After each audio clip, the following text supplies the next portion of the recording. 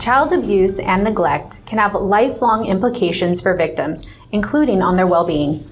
While the physical wounds may heal, there are many long-term consequences of experiencing the trauma of abuse or neglect. Children need our protection because they are vulnerable and are many times unable to speak for themselves. The first step in helping children who have been abused or neglected is learning to recognize the signs of maltreatment. The Lisa Project is an interactive experience where visitors can see and hear about the world of abuse from a child's perspective. In our studio today to speak about the Lisa Project is DSS Program Manager Secretary Esther Valdivia. Welcome. Thank you for coming. Thank you. Good morning. So, what exactly is the Lisa Project? Is it, a presentation? Is it a video? No, the Lisa Project is an exhibit, and it is about child abuse. It's an interactive, as you said, an experience for one to enter in and see the many forms of child abuse. And so what is the goal of the Lisa Project? Well, we want the audience, we want the community to know what forms child abuse comes in. It comes in so many forms, and we want everyone to know what forms they come in, what to look for, what to listen for.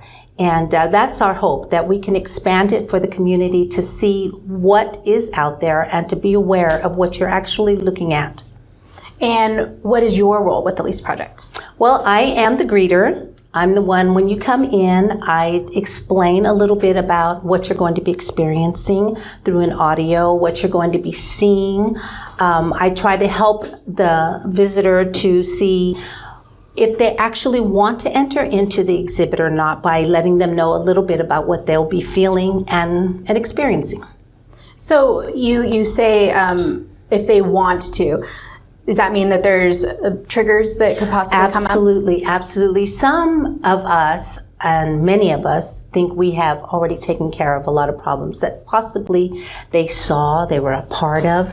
And it can be a trigger, listening to something, smelling something, hearing something that you once heard when you were younger in the other room. It can be a trigger. And I let them know ahead of time what they might experience, but I also give them the comfort of knowing if you cannot get through the whole project, we have a way for you to get out of the project and come and see us.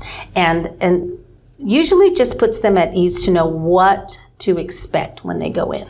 So given that you have these kind of expectations, is there a target audience or maybe an age restriction for the project? Well, we do ask that our audience is at least 13 years of age because there is a mature things, what they see and what they hear. We're not targeting anybody in specific. We want everybody. We want those that aren't aware that that's out there. We want those that are aware that are out there, those that deal with the young kids, churches, affiliations, businesses, at the grocery store. We want everybody to be aware of child abuse. So when they're going to go through the walkthrough, is there any do's and don'ts? Absolutely. We do ask that you don't take pictures. We ask that you don't eat in there. We want your experience to be your experience. It is an audio, so when you're in there, it's you and the minor that you're listening to. So the do's are listen. The do's are take in and absorb what you're hearing, we want you to be able to experience what that child that is speaking to you about. We want you to experience that. So that we do want you to do. We want you to engage. And at the end of the experience, what can participants expect? At the end of the walkthrough, we have to de-escalate, to think about, reflect what you saw, reflect what you heard, reflect what you smelled when you were in the rooms. And there's an opportunity for you to write on notepads, little sticky notes, and put on the wall what you felt, what you want to say. And then in the other room coming out, it gives you all of what the community services are there for you. Many that come through don't even know what the services are that the community offers, from child abuse to as you have carried on the abuse now to your children. There is so much help out there in the community, and we have a room full of information for that everybody is welcome to take with them to pass out. And I'm sure it's much appreciated after the experience. Absolutely. So let's go into the logistics. So where is it located and how long is it going to be there? The Lisa Project is at 1626 Sunrise Avenue, Building D. We're here to stay.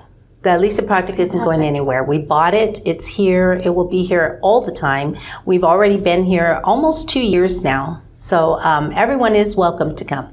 So it's open to the public. Where can they sign up to? The event can be found on Eventbrite and look up the Lisa Project Madeira. There are several dates and times available there. If for some reason there's a problem being able to schedule yourself in, you are more than welcome to call Geneva Thomas, Program Manager, or Christina Battle, Social Worker Supervisor. And that's for internal as well. So if there's staff that hasn't experienced. If you work for DSS, you need to come through the project. You need to contact your supervisor and have them contact one of the two that I mentioned. And we need to get you set up. I believe everybody needs to experience this. Well, thank you for coming in and chatting with me. And thank you for your volunteering with the project. It sounds like a fantastic one. I truly believe in the Lisa Project. All right, that concludes this episode of Inside Track. If you have any questions about today's episode or have suggestions for future episodes, you can direct those to the DSS Media Studio mailbox. Tune in next month for another episode of Inside Track. For the DSS Media team, I'm Ashley Monk. Thank you for watching.